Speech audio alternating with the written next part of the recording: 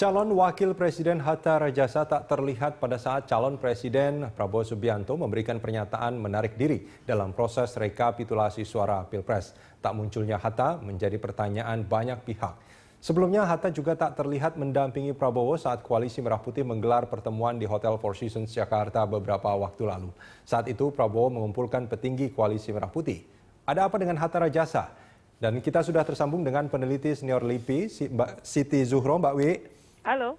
Halo Mbak Wi, ini kalau kita melihat apa yang terjadi kemarin pada saat konferensi pers yang dilakukan oleh Prabowo Subianto yang menarik diri dari proses Pilpres ini, dan pada saat itu Hatta Rajasa, calon wakil presidennya, tidak di sana. Apa yang terlihat menurut bacaan Mbak Wi? Iya, jadi kemarin itu mungkin ralat ya, menarik diri dari proses rekapitulasi. Ya. Jadi bukan pencapresan gitu ya, ini bahasa politik. Ya.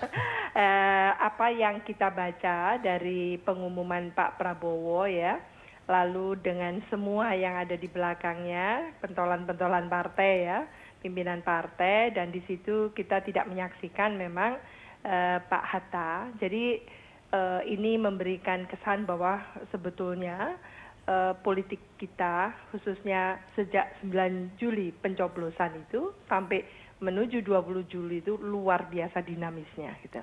Dinamisnya dan kadang sulit dibaca gitu ya. Sekarang apa gitu, besok apa. Jadi antara kedelai dan tempe itu silih berganti. Jadi ini tidak mudah ya bagi kita untuk membacanya lalu menyimpulkan cepat gitu. Karena apa? Karena memang sangat tentatif gitu ya. Semua keputusan itu tentatif dan lagi-lagi juga belajar dari apa yang kita lihat ya. Kita ini dalam konteks saya adalah saya teliti yaitu pemilu kada di seluruh Indonesia sejak 2005 sampai 2014 kemarin di Lampung, itu menunjukkan memang pasangan-pasangan calon juga dibentuk secara spontan ya. Jadi tidak ada satu pemikiran-pemikiran yang mendalam ketika satu partai itu berkoalisi, membangun koalisinya. Lah ini yang kelihatannya apa yang terjadi di pemilu presiden lagi-lagi terjadi. Artinya tidak ada kesamaan kesamaan ideologi, platform partai, kesamaan platform yang membuat mereka bersatu, tapi ini memang betul-betul karena spontanitas saja. Spontanitas dan kepentingan sesaat, gitu. Kepentingan sesaat. Dan ini lagi-lagi kita saksikan kalau ada salah satu partai terakhir yaitu Demokrat, kita menyaksikan ini kelihatannya kita akan mencocokkan apakah tujuan visi misinya sama dengan partai pengusungnya Pak Jokowi JK. Jadi menurut saya ini udah hari seperti ini masih mencocokkan lagi gitu. Iya. Kalau boleh saya simpulkan dari pernyataan Mbak Wi, apa yang terjadi di kubu Pak Prabowo dan Hatta ini sebetulnya ketidakhadiran Pak Hatta pada saat kompres itu bisa dibaca atau disimpulkan bahwa dia tidak sepakat dengan apa yang dilakukan oleh Prabowo? Iya, jadi karena ini politik dinamis, dengan sederhana publik akan mengartikan, menerjemahkan seperti itu. Apalagi dibacakan dengan cukup lantang, yang bertanda tangan adalah hanya Pak Prabowo Subianto. Lalu kemana ini Pak Cawapresnya kan itu. Lalu apakah ini sudah pecah kongsi kan gitu. Jadi publik itu membacanya tidak terlalu sangat dalam, detail dan sebagainya. Apa yang tampak gitu. Sehingga jangan salahkan publik kalau lalu menerjemahkan, wah ini ketidakhadiran Pak Hatta berarti bisa jadi Pak Hatta memang tidak sepakat dengan keputusan untuk menarik dari KPU yaitu untuk mengikuti rekapitulasi. Lah itu mungkin seperti itu bacaannya dan tidak tertutup kemungkinan mungkin lalu ternyata setelah menjelang tanggal 22 ketidakcocokan, mungkin ketidaksamaan persepsi itu sudah mulai mengerucut kan itu. Nah ini yang lagi-lagi adalah pelajaran yang sangat penting bagi partai-partai politik kita.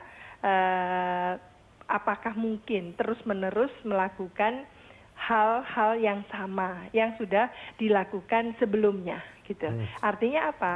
Ya memang ini koalisi-koalisi yang asal berkoalisi, tidak untuk bersepakat lalu bagaimana membangun nanti kalau di pemerintahan, kalau sama-sama memang tidak mendapatkan katakan dukungan masyarakat yang signifikan alias tidak memenangkan pilpres, lalu apa yang kita harus lakukan di parlemen, satu contoh.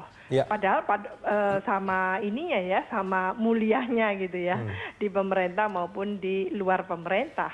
Justru itu untuk membangun gitu ya, kesiapan yang akan digunakan untuk pemilu 2019 yang akan datang kan. Ya, Mbak Wi, ini kalau boleh saya simpulkan juga ini artinya spontanitas yang katanya baik, tapi kalau di politik ini justru punya arti yang tidak baik sebetulnya ya. Artinya kalau mereka harusnya berkoalisi bukan karena dadakan seperti itu, tapi memang ada sejarah panjang sebetulnya. Iya, betul sekali. Mereka punya kedekatan ideologi, punya platform, punya tujuan yang sama seperti itu ya. Nah, kalau kita melihat kemarin juga itu sebetulnya koreksi kalau saya salah, tidak ada satupun elit di Partai Amanat Nasional yang berada di Rumah Polonia pada saat konvers. Iya, jadi ini yang sudah sayup-sayup gitu ya, mulai terdengar, terendus oleh publik gitu ya, bahwa sebetulnya soliditas ya, kita tidak mempersoalkan istilah permanen, itu kan istilah exaggeration gitu ya, istilah yang mungkin kamuflase gitu.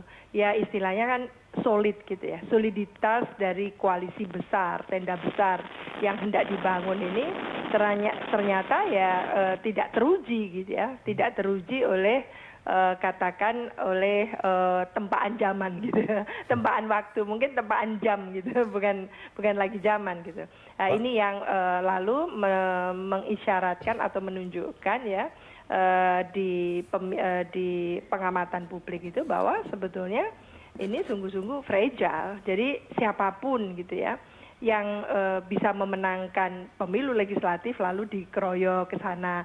Siapapun yang memenangkan di pemilu presiden lalu juga dikerumunin kan gitu. Jadi ini nggak jelas gitu. Baik. Arah politik kita ke depan itu tetap tidak jelas karena sebetulnya bukan kali ini saja yang terjadi seperti ini, juga yang sudah lalu 2004 seperti itu, 2009 juga seperti itu, ini akan terulang lagi juga seperti itu. Jadi kita akan mereproduksi dan telah mereproduksi hal-hal yang sifatnya perilaku yang kurang positif menurut saya dalam konteks konsolidasi demokrasi. Mestinya ada tambahan-tambahan ya, peningkatan kualitas gitu ya, yang supaya ada korelasi positif nantinya terhadap terbentuknya pemerintahan yang tentunya transparan, yang akuntabel, yang mampu memberantas korupsi. Lalu di parlemen juga seperti itu, sehingga sistem presidensial kita itu sungguh-sungguh akan meneguhkan atau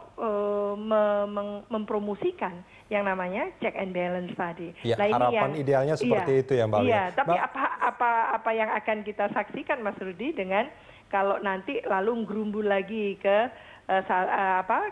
pasangan yang memenangkan pilpres ini, ya tidak ada check and balance, yang ada paling ya koalisi gaduh sendiri kan seperti itu. Mbak Wi, kita akan sambung ini di segmen berikut ya. Oke, Mas Rudi.